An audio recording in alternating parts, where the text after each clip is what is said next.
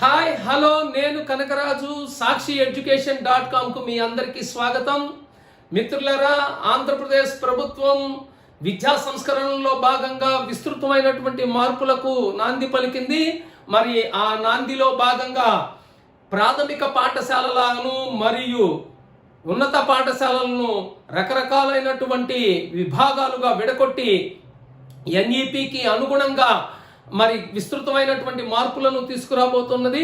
మరి ఆ మార్పులు ఏంటి, ఈ మార్పుల వల్ల మరి జరగబోయేటువంటి పరిణామాలు ఎలా ఉండవచ్చు, మరి ఈ మార్పులు రాబోయేటువంటి డిఎస్సిలో ఏ విధమైనటువంటి ప్రభావం చూపుతాయా, మరి నిరుద్యోగులకు ఈ మార్పులు ఉపయోగపడతాయా లేదా మొదలైనటువంటి అన్ని అంశాలతో పాటుగా మరి ఈ మార్పుల వల్ల ప్రస్తుతం ఉండేటువంటి ప్రభుత్వంలో ఉపాధ్యాయులుగా పనిచేస్తున్నటువంటి టీచర్లకు ఎటువంటి పరిస్థితి ఎదుర్కొనబోతున్నారు మొదలైనటువంటి అన్ని అంశాలను ఈరోజు ఈ వీడియోలో చూడబోతున్నాం.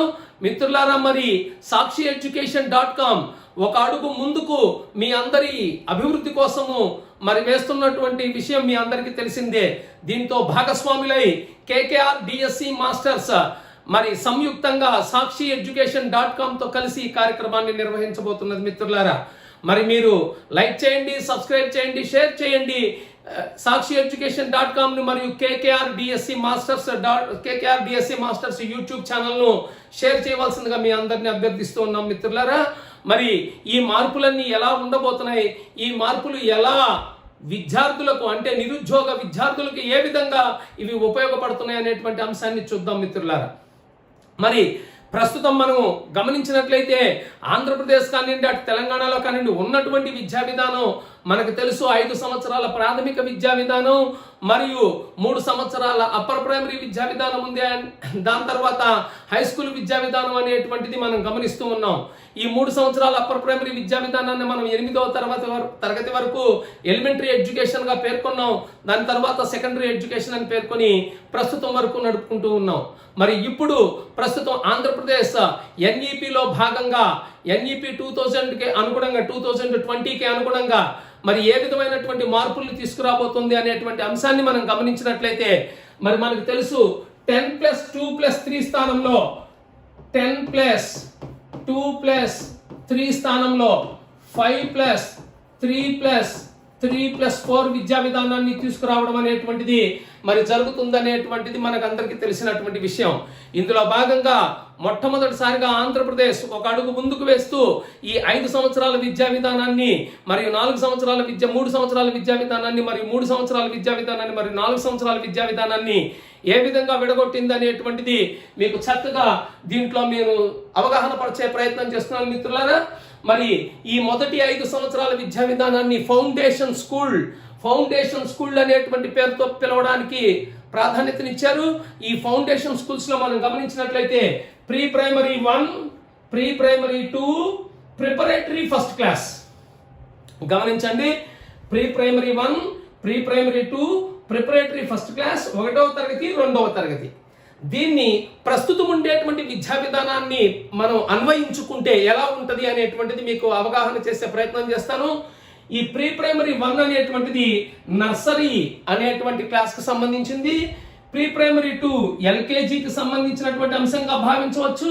ప్రిపరేటరీ ఫస్ట్ క్లాస్ ను యూకేజీకి సంబంధించిన అంశంగా భావించవచ్చు. 1వ తరగతి యథాతథం, 2వ తరగతి యథాతథం. కాబట్టి మొత్తం 5 తరగతులను ఈ విధంగా విడగొట్టడం జరిగింది. దీన్ని ఫౌండేషన్ స్కూల్స్ అనే పేరుతో పిలవడం జరిగింది. తదుపరి 3, 4, 5 తరగతులను మనం గమనించినట్లయితే ప్రిలిమినరీ స్కూళ్లుగా పేర్కొనడం జరిగింది. ఈ ప్రిలిమినరీ స్కూల్స్ తో పాటుగా 6, 7, 8 తరగతులను మిడిల్ స్కూల్ గా పేర్కొంటూ 9, 10, 11, 12 తరగతులను సెకండరీ స్కూల్ ఎడ్యుకేషన్ గా పేర్కొనడం జరిగింది. మిత్రులారా, సో దీంతో ప్రస్తుత విద్యా విధానం ప్రకారం ఈ సెకండరీ స్కూల్ ఎడ్యుకేషన్ ఎప్పుడైతే రావడం జరిగిందో రాబోయేటువంటి మార్పుల్లో భాగంగా మనం గమనించినట్లయితే సెకండరీ ఎడ్యుకేషన్ అనేటువంటి దాని స్థాయి కూడా ఇంటర్మీడియట్ +2 వరకు వెళ్ళిపోతుంది. కాబట్టి బోర్డు స్థాయి కూడా పెరిగేటువంటి అవకాశం ఉంది. ఇది ఒక అంశం.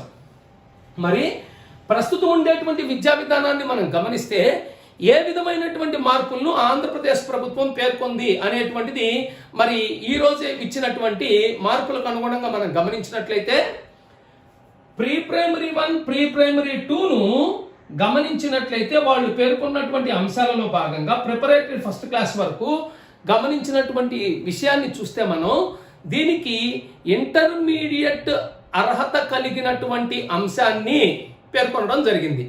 అయితే ఎక్కడా కూడాను ఇందులో ఆ ఇంటర్ చేసినటువంటి టీచరు ట్రైనింగ్ను చేయవలసిన అవసరం ఉంది అనేటువంటి అంశాన్ని ఎక్కడా పేర్కొనలేదనేటువంటిది మీరు గమనించాల్సినటువంటి అంశం. మరి 1వ తరగతి 2వ తరగతి విద్యార్థులకు బోధించేటువంటి ఉపాధ్యాయులు ఖచ్చితంగా ఎస్జిటీలు అయి ఉంటారు అన్నటువంటిది ఆ అంశంలోని సారాంశం. కాబట్టి 1, 2 తరగతులకు బోధించేటువంటి టీచర్లు ఇక్కడ ప్రస్తుతం ఉండేటువంటి విద్యా విధానంలో దీని యొక్క రేషియోను మనం గమనించినట్లయితే 1:30. కాబట్టి 30 మంది విద్యార్థులకు ఉండేటట్టుగా ఒక ఎస్జిటి టీచరు ఇక్కడ ఉండడం అనేటువంటిది మనం గమనించాలి.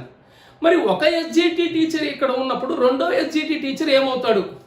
సో 2వ ఎస్జిటి టీచర్ను ఆంధ్రప్రదేశ్ ప్రభుత్వం పేర్కొన్నట్లుగా సమీపంలోని యూపీ స్కూల్లో లేదా హై స్కూల్కు మెర్జ్ చేయబడడం జరుగుతుంది తరగతి గదులను. ఫర్ ఎగ్జాంపుల్ మనం గమనించండి, ఇప్పుడు ఏ అనేటువంటి ఒక యూపీ స్కూల్ ఉంది. ఈ ఏ అనేటువంటి ఒక యూపీ స్కూల్ చుట్టూ గమనించినట్లయితే 3 కిలోమీటర్ల పరిధి లోపల బిసిడి అనే ఒక ప్రాథమిక పాఠశాలలు 3 ఉన్నాయి. 3 ప్రాథమిక పాఠశాలల్ని గమనిస్తే ఇందులో ఉన్న ఒక టీచరు, 2 టీచర్లు ఉన్నారు, ఇందులో 2 టీచర్లు ఉన్నారు, ఇందులో 2 టీచర్లు ఉన్నారు. ఇప్పుడు ఇందులో ఉన్నటువంటి ఒక టీచరు 1,2 తరగతులకు బోధిస్తారు. ఇందులో ఉన్న ఒక టీచరు 1,2 తరగతులకు బోధిస్తారు. ఇందులో ఉన్న ఒక టీచరు 1,2 తరగతులకు బోధిస్తారు. మరి ఇందులో ఉన్న 2వ టీచరు, ఇక్కడ 2వ టీచరు, ఇక్కడ 2వ టీచరు ముందు స్ట్రెంత్ని అనగా 3, 4, 5 తరగతులను ఈ స్కూల్కు పంపడం జరుగుతుంది. So A plus B plus C is equal to 3D. B plus C plus D is equal to 3, 4, 5 total strength.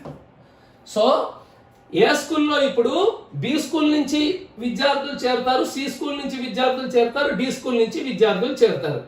ఇలా చేరిన సందర్భంలో జరిగేటువంటి అంశం ఏంటో గమనించండి. ఫర్ ఎగ్జాంపుల్ ఈ 4 స్కూళ్ళు కలవడం వల్ల స్ట్రెంత్ 3, 4, 5 తరగతులది 55 అయ్యింది అనుకోండి. 55 అయినప్పుడు వారిచ్చిన నిబంధనల ప్రకారం ఇక్కడ 2 టీచర్లు వర్క్ చేయడం జరుగుతుంది. ఈ 2 టీచర్లు అనేటువంటి వారు ఎవరు? ఈ 2 టీచర్లు అనేటువంటి వారు ఎవరు అంటే ప్రస్తుతం ఉండేటువంటి నిబంధనల ప్రకారం వీరు స్కూల్ అసిస్టెంట్స్ అయ్యి ఉండాలి. ఇక్కడే మతలబు అర్థం కాని అంశం. ఇక్కడ స్కూల్ అసిస్టెంట్ అయి ఉండాలి అంటే ఈ స్కూల్ నుంచి ఒక టీచర్ ఇక్కడికి వెళ్ళినప్పుడు లేదా అదే స్కూల్లో ఉన్నటువంటి టీచరు 2 కూడా ఎస్జిటీలే. మరి వీళ్ళు స్కూల్ అసిస్టెంట్ బోధించేవారై ఉండాలి అనగా ప్రభుత్వం ఇక్కడ ఈ విధానాన్ని అమలు చేయాలి అంటే ప్రమోషన్ అనేటువంటిది ముందుకు జరపాలి. సో కాబట్టి ప్రమోషన్ ఛానల్ వేగవంతంగా ముందుకు జరిగే అవకాశం మన కంటికి కనిపిస్తోంది ప్రస్తుత విద్యా విధానంలో. సో ఈ ప్రమోషన్ ఛానల్ ఎలా జరుగుతుంది? ఈ స్కూలు యూపీ అవ్వవచ్చు లేదా హై స్కూల్ అవ్వవచ్చు, యూపీ లేదా హై స్కూల్ అవ్వవచ్చు. కాబట్టి యూపీ లేదా హై స్కూల్ అయినప్పుడు ఇక్కడ నుంచి వెళ్ళిన టీచరు లేదా ఈ స్కూల్ నుంచి వెళ్ళిన టీచర్ లేదా ఈ స్కూల్ నుంచి వెళ్ళిన టీచర్లలో ప్రతి స్కూల్ నుంచి ఒక్కొక్క టీచరు బయటకు వచ్చారు. కాబట్టి బయటకు వచ్చినటువంటి టీచర్లు 3 కూడాను ప్రమోషన్ ఛానల్లో నిలబడతారు. ఈ 3తో పాటు ఆల్రెడీ ఉన్న 3 కూడా. సో ఈ 6 మందికి ప్రమోషన్ ఛానల్ నిలబడ్డప్పుడు ఎవరైతే జూనియర్ టీచర్లుగా ఉంటారో ప్రమోషన్ రాదో వాళ్ళందరూ ఎస్జిటీలుగా ఈ యొక్క ఫౌండేషన్ స్కూల్లో పనిచేయడం జరుగుతుంది. ఎవరైతే ప్రమోషన్ తీసుకున్నారో వాళ్ళందరూ హై స్కూల్కి వెళ్తారు. హై స్కూల్లో ఇప్పుడు వాళ్ళందరూ కూడా జూనియర్ స్కూల్ అసిస్టెంట్స్ కాబట్టి ఈ జూనియర్ స్కూల్ అసిస్టెంట్ అనేటువంటి ఈ టీచర్లు జూనియర్ టీచర్లుగా పిలువబడుతూ 3, 4, 5 తరగతులకు పాఠాన్ని బోధించాలి. కాబట్టి 3, 4 తరగతులు 5 తరగతులకు పాఠాన్ని బోధించే వాళ్ళు వీళ్ళందరూ కూడా జూనియర్ టీచర్లుగా పిలువబడతారు. ఇప్పుడు ఈ జూనియర్ టీచర్లలో ఎవరైతే సీనియర్గా ఉంటారో ఆ జూనియర్ టీచర్లో సీనియర్గా ఉన్న వాళ్ళని హెడ్ మాస్టర్ గ్రేడ్ 2గా పరిగణించబడతారు. ఆంధ్రప్రదేశ్ ప్రభుత్వం ఇచ్చినటువంటి విధానం ఇది. ఎవరైతే ఈ గ్రేడ్ 2 హెడ్ మాస్టర్గా ఉంటారో వాళ్ళు ఆ మిగతా 3, 4, 5 తరగతుల యొక్క మొత్తం అంశాలని పరిశీలించాల్సి ఉంటుంది. వీళ్ళిద్దరూ కూడా జూనియర్ టీచర్లుగానే పరిగణించబడతారు. మరి 6, 7, 8 తరగతులకు వచ్చేటప్పటికి ఇప్పుడు ఎవరైతే ఆల్రెడీ స్కూల్ టీచర్లకు స్కూల్ అసిస్టెంట్స్గా ఉన్నారో వాళ్ళలో ఉండేటువంటి స్కూల్ అసిస్టెంట్స్ అందరూ కూడాను 6, 7, 8 తరగతులకి మిడిల్ స్కూల్లో పనిచేస్తారు.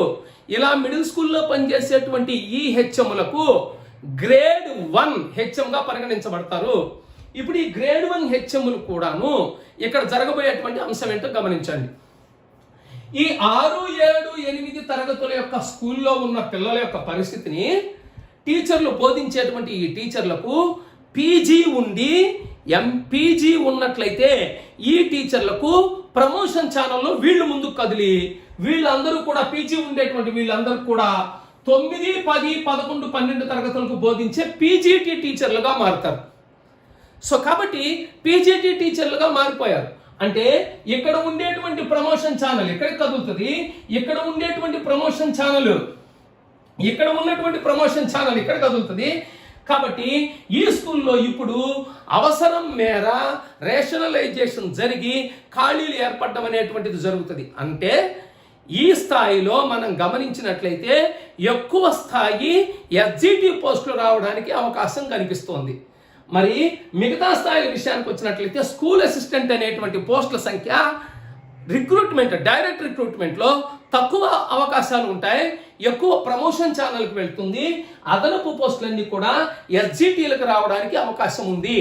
అయితే ప్రభుత్వం పేర్కొన్నట్లు ఈ ప్రిపరేటరీ 1, ప్రిపరేటరీ 2కి బోధించేటువంటి అంటే ప్రీ ప్రైమరీ 1, ప్రీ ప్రైమరీ 2కి బోధించే వాళ్ళు ఇంటర్మీడియట్ అయి ఉంటే చాలు అనేటువంటిది పేర్కొంది. అనగా వీళ్ళు ఎక్కడా కూడాను ప్రభుత్వ ఉపాధ్యాయులుగా పరిగణించబడతారనడానికి అవకాశం లేదు.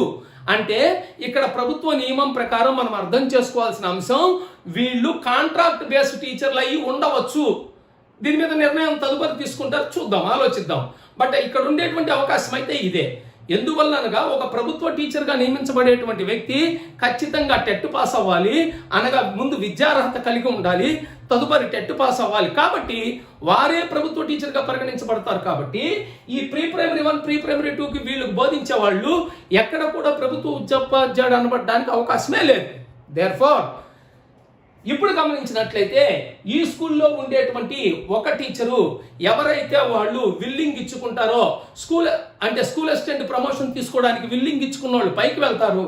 విల్లింగ్ అవసరం లేదు, నేను ప్రీ ప్రైమరీకి అనగా నేను 1వ తరగతి 2వ తరగతికి నేనే బోధిస్తానన్న సీనియర్ టీచర్ని అక్కడే ఉంచి మరి ప్రమోషన్కి అవకాశం ఉండేటువంటి మిగతా వారికి అవకాశం కల్పించడం జరుగుతుంది మిత్రులారా. సో ఇందులో ఎటువంటి కన్ఫ్యూషన్కి తావులేదు. కాబట్టి ఎవరు బోధించాలి, ఎవరు జూనియర్ టీచర్లు, ఎవరు సీనియర్ టీచర్లు అనడానికి ఇక్కడ అవకాశమే లేదు మిత్రులారా. గమనించండి, ఇవన్నీ కూడా జరగాలి అంటే ఖచ్చితంగా ప్రమోషన్ ఛానల్ ముందు మూవ్ అవ్వాలి. సో ప్రమోషన్ ఛానల్ ముందు మూవ్ అయిన తర్వాత మాత్రమే ప్రభుత్వం పేర్కొన్నటువంటి నిబంధనలన్నీ దీంట్లో వర్తించడానికి అవకాశాలు ఏర్పడతాయి. ప్రమోషన్ ఛానల్ లేకపోతే ప్రస్తుతం ఉండేటువంటి టీచర్లనే ఉపయోగించుకునే పని అయితే వీరు ఈ స్కూళ్ళలో మిగిలినటువంటి సెకండరీ గ్రేడ్ టీచర్లు డిప్యుటేషన్ పైన ఆ హై స్కూల్లో వీటిల్లో చేయవలసి ఉంటుంది. Cadre SGTA, deputation as a school assistant. Cadre SGTA వాళ్ళకి ప్రమోషన్ ఇవ్వనప్పుడు వాళ్ళని ఏ విధంగా స్కూల్ అసిస్టెంట్ అనడానికి అవకాశం లేదు. దేర్ఫోర్ కాబట్టి ఈ తతంగం అంతా పోవాలి అంటే ఖచ్చితంగా ప్రమోషన్ ఛానల్ ఇచ్చినప్పుడు జూనియర్ టీచర్ పిలువబడతాడు, సీనియర్ టీచర్ పిలువబడతాడు, పీజీటీ టీచర్ వస్తాడు ఇక్కడ. సో ఈ పీజీటీ టీచర్లు రావడానికి ఇక్కడ అవకాశం ఉంది. మరి ఇప్పుడు గమనించినట్లయితే మరి ఎక్కడ పోస్టులకి అవకాశం ఉంది అంటే రేపు రిక్రూట్మెంట్ జరగబోయే సందర్భంలో ఏ పోస్టులకు అవకాశం ఉంది, ఎస్జిటీలకు విస్తృత అవకాశం ఉంటుంది, అట్ ద సేమ్ టైం పీజీటీలకు విస్తృత అవకాశం వచ్చే సందర్భం ఉంది. అదేవిధంగా తక్కువ సంఖ్యలో స్కూల్ అసిస్టెంట్ పోస్టులు రావడానికి అవకాశం కనిపిస్తోంది. ఈ విధంగా మరి ప్రస్తుతం ఉండేటువంటి ఆంధ్రప్రదేశ్ విద్యా విధానం ఈ విధమైనటువంటి కొత్త మార్పులతో తయారు చేయబడడం అనేటువంటిది జరిగింది మిత్రులారా. ఇది ఇందులో ఉండేటువంటి అంశం. దీంట్లో ఎటువంటి సందేహాలకు తావులేదు. అయితే మరి పిల్లలు 3 సంవత్సరాల నుంచి 5 సంవత్సరాలు అంటే 3వ తరగతి 4వ తరగతి 5వ తరగతి చదివేటువంటి పిల్లలు సమీపంలో 3 కిలోమీటర్లోకి స్కూల్కి వెళ్తారా వెళ్ళరా, మరి వాళ్ళు వెళ్ళడానికి ఎటువంటి సదుపాయాలు ఉన్నాయి, ఇవన్నీ ప్రభుత్వానికి సంబంధించినటువంటి అంశాలు. దీనికి ప్రభుత్వం తగినటువంటి మార్గదర్శకాలు చేపడుతుంది.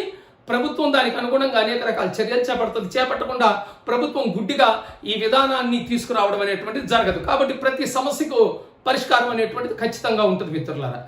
దేర్ఫోర్ నిరుద్యోగ ఉపాధ్యాయులందరికీ నేను ఇచ్చేటువంటి ఒక ఉత్తమమైనటువంటి సలహా ఏంటి అంటే, నిరుద్యోగ ఉపాధ్యాయులందరూ కూడా గమనించాల్సినటువంటి మెయిన్ అంశం ఒకే ఒక అంశాన్ని గుర్తుపెట్టండి. మీరు రాబోయేటువంటి ఈ విద్యా విధానాన్ని దృష్టిలో పెట్టుకున్నప్పుడు ఆంధ్రప్రదేశ్ ప్రభుత్వం ఎస్పెషలీ ప్రతి ఒక్క పాఠశాలను ఇంగ్లీష్ మీడియం పాఠశాలగా పేర్కొనడం అనేటువంటిది జరుగుతోంది. మరి మన టెక్స్ట్ బుక్స్ అన్నీ కూడా మిర్రర్ ఇమేజ్లు కలిగినటువంటి అంశాలు. సో కాబట్టి మిర్రర్ ఇమేజ్ కలిగినటువంటి ఈ పుస్తకాలు రెండు కూడాను మనం తెలుగు ఆంగ్లం రెండు కలిపి ఉన్నాయి. కాబట్టి పాఠశాలల్లో విద్యార్థుల తల్లిదండ్రుల అభీష్టం మేరకు ప్రియారిటీ ఇవ్వడం జరిగింది. కాబట్టి ఆ ప్రియారిటీని మనం గమనిస్తే 98-99% ఇంగ్లీష్ మీడియంకి ఇవ్వడం జరిగింది. కాబట్టి రాబోయేటువంటి పోస్టులు ఎక్కువ కూడాను ఇంగ్లీష్ మీడియంకే ఇవ్వడానికి అవకాశం అనేటువంటిది మన కంటికి కనిపిస్తున్న ప్రధాన అంశం. ముఖ్యంగా 2019 నుంచి మనం గమనించినట్లయితే 2019లో డిఈడి సిలబస్లో మనం గమనిస్తే డిఈడిలో ఉన్న సెక్షన్ని 50:50గా ఒక సెక్షన్ని ఇంగ్లీష్ మీడియంకి ఇవ్వడం జరిగింది. ఆ సెక్షన్లో ఉండేటువంటి విద్యార్థులందరూ ఇప్పుడు డిఈడిని పూర్తి చేసుకొని 2021లో బయటకు రావడానికి బ్యాచ్ సిద్ధంగా ఉంది మిత్రులారా. మరి కాబట్టి ఇప్పుడు ఈ బ్యాచ్కి వచ్చినటువంటి విద్యార్థులందరూ ఇంగ్లీష్ మీడియం చదువుకొని వచ్చారు. కాబట్టి వీరు రాబోయేటువంటి డిఎస్సి పరీక్ష కూడా ఇంగ్లీష్లోనే ఉండేటువంటి అవకాశం ఉంది. ఆల్రెడీ తెలంగాణ పరిస్థితిని గమనించినట్లయితే తెలంగాణలో కొన్ని పోస్టులు సపరేట్గా ఇంగ్లీష్ మీడియం కోసం కేటాయించి పరీక్షలు కూడా వాళ్ళకి ఇంగ్లీష్ మీడియంలోనే నిర్వహిస్తున్నారు. తెలుగు మీడియంకి కేటాయించిన పరీక్షలను తెలుగు మీడియం వాళ్ళు రాస్తున్నారు. మరి ఇంగ్లీష్ మీడియంకి కేటాయించినటువంటి పోస్టులకు తెలుగు మీడియం చదువుకున్న విద్యార్థులను అందరినీ కూడా అలౌ చేయడం జరిగింది. కాబట్టి ఇక్కడ మీడియంకి సంబంధించి ఎటువంటి సమస్య ఉత్పన్నం కాలేదు. అదే పరిస్థితిలో ఆంధ్రప్రదేశ్ ప్రభుత్వం కూడా ఈ విధానాన్ని అనుసరించి రావాల్సిన అవకాశం ఉంది. ఉన్నప్పుడే మరి ఎటువంటి ఇబ్బంది లేకుండా అందరికీ సరిసమానమైనటువంటి న్యాయం జరిగే పరిస్థితి ఉంది మిత్రులారా. ఇక్కడ మీరు ఒక చిన్న లాజిక్ని మనం గమనించాలి. ఫర్ ఎగ్జాంపుల్, ఇప్పటి వరకు ఎక్కువ మంది విద్యార్థులు పూర్తి చేసుకున్న మాధ్యమం తెలుగు మాధ్యమం. రాబోయే రోజుల్లో ఈ పోస్టులను కనుక ఇంగ్లీష్ మీడియం మాధ్యమానికి మార్చవలసిన అవసరం ఖచ్చితంగా ఉంది. అందులో ఎటువంటి సందేహం లేదు. ఒకవేళ ప్రభుత్వం దాన్ని మార్చడానికి ఇష్టపడితే దాన్ని మార్చే చర్యలు చేపట్టినట్లయితే, ఫర్ ఎగ్జాంపుల్ ఇప్పుడు రాబోయేటువంటి పోస్టుల్లో ఒక 100 ఎస్జిటి పోస్టులను మనం ఆలోచించినప్పుడు ఇందులో ప్రభుత్వానికి 2 ఆప్షన్స్ కంటికి కనిపించే అవకాశం ఉంది మిత్రులారా. అది 50% తెలుగు మీడియం, 50% ఇంగ్లీష్ మీడియం పోస్టులుగా విడగొట్టే అవకాశం ఉంది. ప్రస్తుతం తెలంగాణలో ఇంత శాతం ఇవ్వకపోయినప్పటికీ ఇంగ్లీష్ మీడియం పోస్టులు అంటూ ఒక 20% పోస్టులను, 80% పోస్టులను తెలుగు మీడియంకి కేటాయించడం జరిగింది. కానీ ఆంధ్రప్రదేశ్ ప్రభుత్వం ఆల్రెడీ పూర్తిగా ప్రాథమిక తరగతుల నుంచి ఇంగ్లీష్ మీడియంని ప్రవేశపెడుతుంది కావున కాబట్టి ఈ అవకాశం 50:50గా మారడానికి ఎక్కువ శాతం అవకాశం ఉంది మిత్రులారా. మరి ఇది ప్రభుత్వం తీసుకునే చర్యల మీద ఆధారపడి ఉంటుంది. మనం ఒక ఆలోచనకు వచ్చినట్లయితే ఈ ఆలోచనలో మన కంటికి కనిపించేటువంటి ఉత్తమమైనటువంటి మనకి ప్రాబబిలిటీ, సంభావ్యత దీంట్లోనే ఉంది. మరి దీన్ని గమనిస్తే ఇప్పుడు చూద్దాం. ఈ 50% పోస్టులకు ప్రిపేర్ అయ్యేటువంటి విద్యార్థుల సంఖ్య సుమారుగా ఒక 3 లక్షలు ఉంటే ఈ 50% ఇంగ్లీష్ మీడియం పోస్టులకు ప్రిపేర్ అయ్యే వారి సంఖ్య ఒక 30,000 కూడా ఉండే అవకాశం లేదు మిత్రులారా. అంటే ఈ ఇంగ్లీష్ మీడియంలో ప్రిపేర్ అయ్యేటువంటి విద్యార్థులకు ఇది ఒక వరం. కాంపిటీషన్ ఇక్కడ 1:2 రేషియోలో ఈ ఇంగ్లీష్ మీడియం ప్రిపేర్ అయ్యేటువంటి వారికి రేషియో చాలా తక్కువ ఉంది. కాబట్టి ఇప్పటి నుంచే ఇంగ్లీష్ మీడియం పుస్తకాలను, అంటే తెలుగు మీడియంతో పాటుగా ఇంగ్లీష్ మీడియం పుస్తకాలను కూడా ఎవరైతే జాగ్రత్తగా ప్రిపేర్ అవుతారో వారికి రాబోయే రిక్రూట్మెంట్లో అత్యంత అవకాశం, ఉద్యోగం కొట్టే అవకాశం కంటికి కనిపిస్తుంది మిత్రులారా. ఇది ప్రస్తుతానికి ఒక ఊహాజనితంగా చెప్పినటువంటి అంశం మాత్రమే. ఖచ్చితంగా ఇదే జరగడానికి ఎక్కువ శాతం అవకాశం ఉంది. కానీ ప్రభుత్వం తీసుకునే తుది నిర్ణయంపై ఆధారపడి ఉంటుంది. మన ఒక ఒక ప్రిడిక్షన్ అనేటువంటిది మనం ముందు ఒక హైపోథెటికల్ ప్రిడిక్షన్ అనేటువంటిది మనం చేయగలిగినట్లయితే ఆ హైపోథెటికల్ అనేటువంటిది మనకు ఒక దారి చూపిస్తుంది. కాబట్టి ఆ దారిలో సరిగ్గా వెళ్ళడానికి ఇది ఒక మంచి ఆలోచన మిత్రులారా. అందుకని ఈ ఆలోచనను మీతో పంచుకోవడం జరిగింది, ఈ అవగాహనను మీ అందరికీ కల్పించడం జరిగింది మిత్రులారా. దేర్ఫోర్ నేను ఇచ్చేటువంటి ఉత్తమమైనటువంటి సలహా, ఖచ్చితంగా ఇంగ్లీష్ మీడియానికి ప్రాధాన్యతనిస్తూ at the same time Telugu medium పుస్తకాలను కూడా చదువుకుంటూ ఉన్నట్లయితే రాబోయే డిఎస్సిని సులభంగా ఫేస్ చేయడానికి మీకు అవకాశం ఏర్పడుతుంది. మరి ఎలాంటి పుస్తకాల్లో ఏ అంశాలను సిలబస్గా చదవాలి, మరి సిలబస్గా చదవాల్సినటువంటి అంశాలను మనం గమనించినట్లయితే ఇక్కడ ముఖ్యంగా కొన్ని అంశాలు ఉన్నాయి మిత్రులారా. ఆ అంశాలు ఏంటో మనం ఒకసారి చర్చిద్దాం. ముఖ్యంగా మనం గమనించినట్లయితే సైన్స్ అండ్ సోషల్ విషయాలకు వచ్చినట్లయితే సైన్స్ అండ్ సోషల్లో పాత పుస్తకాలు చదవాలనా లేదా కొత్త పుస్తకాలు చదవాలా అనేటువంటి ఒక డైలమా. పాత పుస్తకాలు చదవాలా కొత్త పుస్తకాలు చదవాలా అనేటువంటి ఒక డైలమా అయితే ఇందులో పాత కొత్త పుస్తకాలు రెండూ కాదు, మనం నేర్చుకోవాల్సినటువంటి అంశాలు ఏంటయ్యా అంటే ఇతివృత్తాలు. సో ఈ ఇతివృత్తాలు అనేటువంటిది ఈ సైన్స్ సోషల్లో అత్యంత కీలకమైన అంశాలు. అయ్యా ఈ ఇతివృత్తాల విషయానికి వచ్చినట్లయితే మనకు ప్రస్తుతం ఉండే సిలబస్లో 1వ తరగతి నుంచి 8వ తరగతి వరకు, అంటే మనకు తెలుసు ముఖ్యంగా పాఠ్యాంశం ఎక్కువ లోతుతో ప్రారంభం అవుతుంది 3వ తరగతితో, కాబట్టి 3rd to 8. బట్ రూల్ ప్రకారం 1st to 8 మనకు ఉండేటువంటి సిలబస్ను ఇతివృత్తాలుగా విభజించడం జరిగింది. ఇతివృత్తాలుగా. మరి ఈ ఇతివృత్తాల విషయానికి వచ్చినట్లయితే సాంఘిక శాస్త్రంలో 6 ఇతివృత్తాలు ఇవ్వడం జరిగింది. మరి విజ్ఞాన శాస్త్రంలో 9 ఇతివృత్తాలు ఇవ్వడం జరిగింది. సాంఘిక శాస్త్రంలో 6 ఇతివృత్తాలు, విజ్ఞాన శాస్త్రంలో 9 ఇతివృత్తాలు. ఇప్పుడు గమనించండి, ఈ ఇతివృత్తాలకు సంబంధించిన పాఠ్యాంశాలు పాత పుస్తకంలో ఉంటే పాత పుస్తకంలో, కొత్త పుస్తకంలో ఉంటే కొత్త పుస్తకంలో, రెండిట్లో ఉంటే రెండిటి సమాచారాన్ని సేకరించి ఆ 1వ తరగతి టు 8వ తరగతి, ఇప్పుడే మీకు చెప్పాను సిలబస్ 3 నుంచి బాగా ఉంటుంది కాబట్టి 3rd to 8th క్లాస్ మీరు ఖచ్చితంగా నేర్చుకోవాల్సిన అవసరం ఉంది మిత్రులారా ఎస్జిటిలు. ఇక ఇప్పుడున్న విద్యా విధానాన్ని అనుసరిస్తే, రాబోయే విద్యా విధానాన్ని అనుసరిస్తే 9-10 తరగతుల పుస్తకాలు ఎస్జిటిలకు చదవవలసిన అవసరం 99% ఉండకపోవచ్చు. కారణం ఏంటి అంటే 3, 4, 5 తరగతుల విద్యార్థులను బోధించేటువంటి ఉపాధ్యాయులు స్కూల్ అసిస్టెంట్స్గా పిలువబడుతున్నారు. కాబట్టి ఆ స్కూల్ అసిస్టెంట్స్కు బోధించేటువంటి ఎవరైతే స్కూల్ అసిస్టెంట్గా పోవాలనుకుంటారో వారు 9-10 తరగతుల సిలబస్ను చదివే అవకాశం ఉండొచ్చు. Therefore 1st to 8th class సిలబస్లను పరిపూర్ణంగా క్షుణ్ణంగా చదివి పెట్టుకున్నట్లయితే మీరు విద్యా విధానంలో రేపు జరగబోయేటువంటి ఈ కాంపిటేటివ్ ఎగ్జామ్స్లో 100% రిజల్ట్ కొట్టడానికి అవకాశం ఉందనేటువంటిది స్పష్టంగా కనిపిస్తున్న విషయం మిత్రులారా. మరి ఇంకొక విషయాన్ని మీరు గమనించినట్లయితే మరి సైకాలజీ మెథడాలజీలు ఏం చేయాలి? సైకాలజీ మెథడాలజీ ప్రస్తుతం ఉండేటువంటి పాఠ్యపుస్తకాలనే మీరు చదవలసినటువంటి అవసరం ఉంది. మరి ఇందులో మెథడాలజీ కానీ సైకాలజీ కానీ ఇంగ్లీష్ మీడియం చదవడం అనేటువంటిది కొంత క్లిష్టంతో కూడుకున్నటువంటి అంశం. కానీ దీనికి మరి sakshiyeducation.com మరి నిష్ణాతులైనటువంటి వ్యక్తులతో ఈ యొక్క సిలబస్ను బోధించడానికి సిద్ధంగా ఉంది.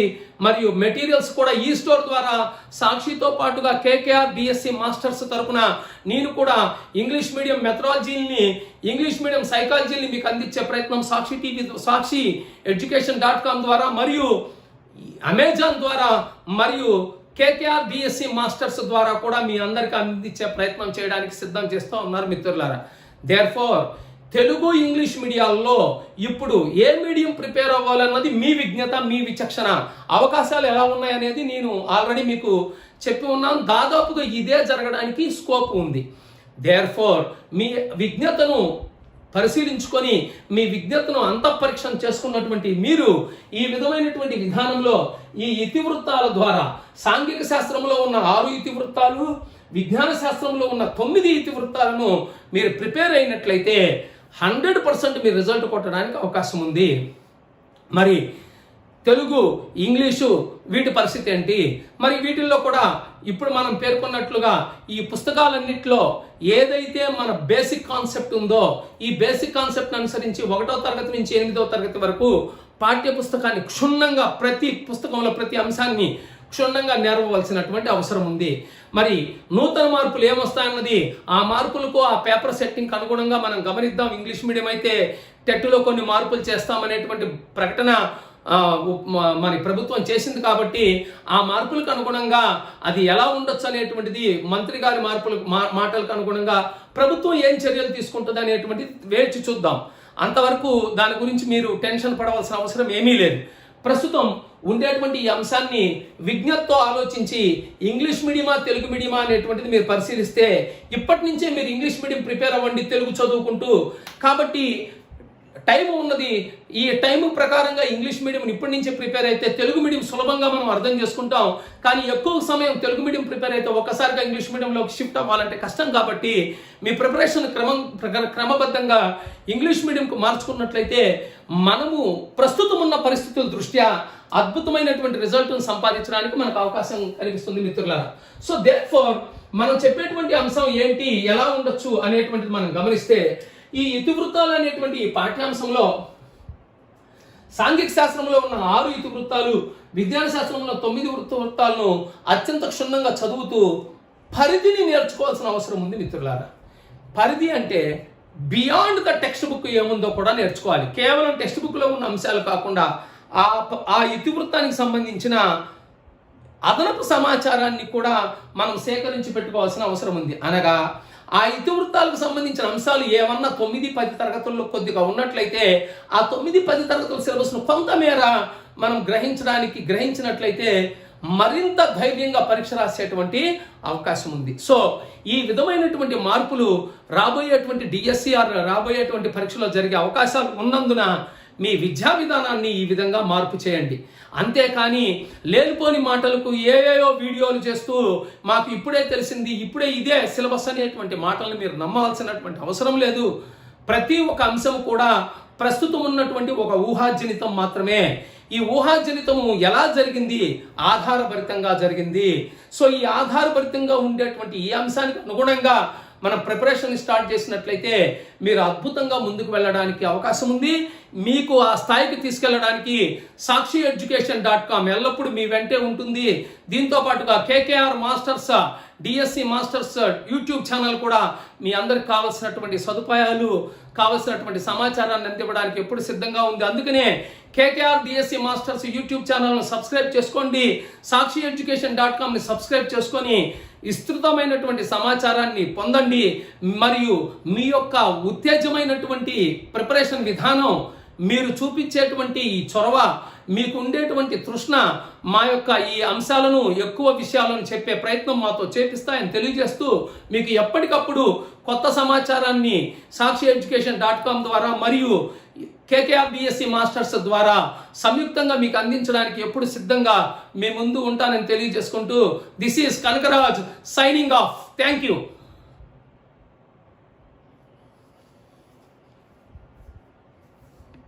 టూకు బోధించేటువంటి వాళ్ళందరినీ జూనియర్ ఎస్జిటీలుగా, ప్రిపరేటరీ ఫస్ట్ క్లాసు 1వ తరగతి 2వ తరగతి బోధించే వాళ్ళందరినీ కూడా ఎస్జిటీలుగా నియమించడం జరుగుతుంది అనింది ఈ యొక్క విధానం ఈరోజు.